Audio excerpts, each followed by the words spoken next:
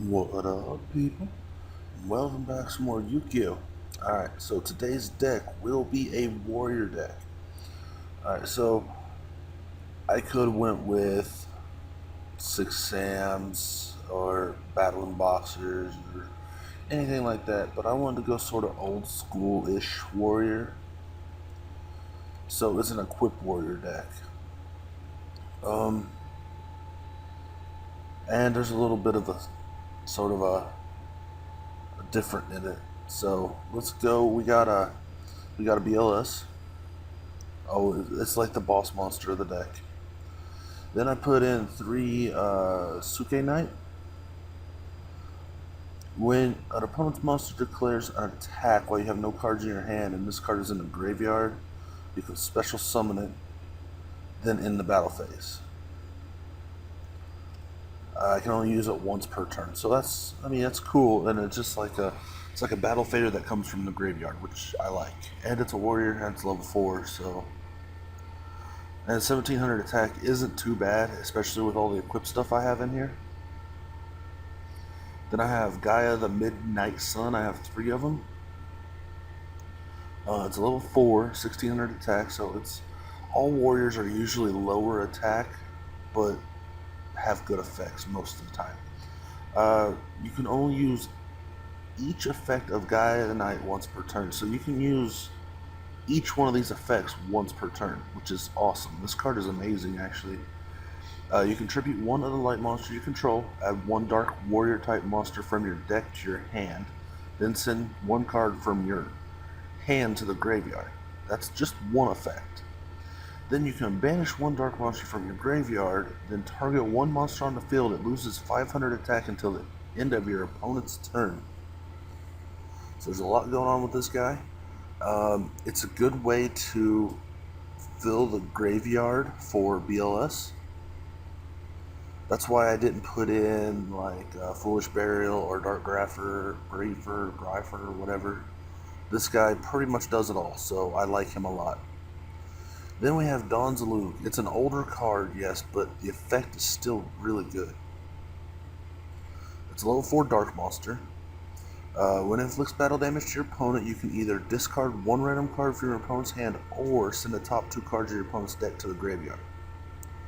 So it's a way to help you sort of control your opponent's hand a little bit. And you'll see it all works out. Then we have Armed Samurai Benki, Kai, something like that. It's a level 4, but only has 500 attack. But in addition to a normal attack, this card can attack during the same battle phase as many times as the number of equipped cards equipped to it. So yes, I do run 9 equipped cards. So I can't equip them all at once, but even if I equip 4, it can attack 4 times. That could be OTK real quick, like. So I run 3 of those. Now that's it for the monsters. There's only 13 monsters in the deck, but it should work, I would think. All right, then we have Righetti, 1 reinforcements of the army. I put in 1 day apiece, just because of the low number of monsters. I want a little bit of stall if need be, and it's draw power, so that's good. Then we have Hidden Armory. It helps me search out my equipped spell cards. I send 1 card from the top of my deck to the graveyard, add 1 equipped card from my deck or graveyard to your hand. I can't normal summon or set turn activated, which is fine. So I activate and I send 1 card from the top of my deck to the graveyard. If it is an equipped spell, I can get it right back with this card. That's fine. But if it's not, then I can just get 1 from my deck. So it all works out. It's just pretty much, for the most part, get an equipped spell from your deck. Then Night Beam. I was going to run MST, but I'm thinking this might work better. It's not a quick play, which sort of sucks, but you can target 1 spell trap your opponent controls, destroy that target. Your opponent can activate the targeted card in response to this card's activation. So it just means I can activate this, say if I activated MST and they had a trap card, they could activate the trap card still. If I target it with this, they can't activate it. So in a way it's a little bit better. The only difference is it's not a quick play.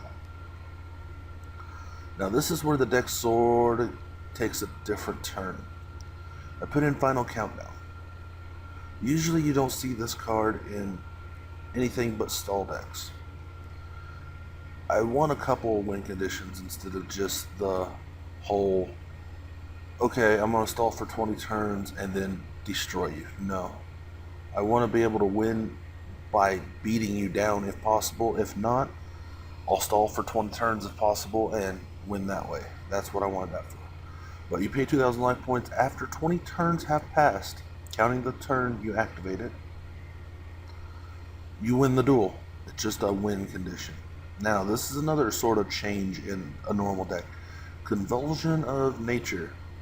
So my deck, it's all warriors. There's no surprise to it. What's going to happen? I'm just going to play warriors and beat you down. That's all the deck is. Convulsion of Nature, what it does is, as long as this card remains face up on the field, both players must turn their respective decks upside down and proceed with the current duel. So I can always see what my opponent's going to draw, and they can also see what I'm going to draw, which is fine. And there's some cards for that. This actually works really well with Dawn. When I do damage, I can either have them mill 2 cards or discard a card. Well, with this face up on the field, if they have something I don't want them to have in the graveyard right away, then I can just have them discard a card instead of mill. So it works out. Then to the equip cards, I have 3 Acts of Despair. It just gains 1,000 attack. You can also, if it's sent from the field to the graveyard, you can tribute 1 monster, return this card to the top of the deck. So it's alright. Then I have United We Stand. The equipped monster gains 800 attack and defense for each face-up monster you control. So even if I just have Benkai out there and I activate that, he'll still gain the 800 attack and be able to attack twice. And they do stack. So say I have 2 monsters on the field, I equip 2 of these to Benkai, he'll gain 1,600 per card. And it just keeps going and going and going.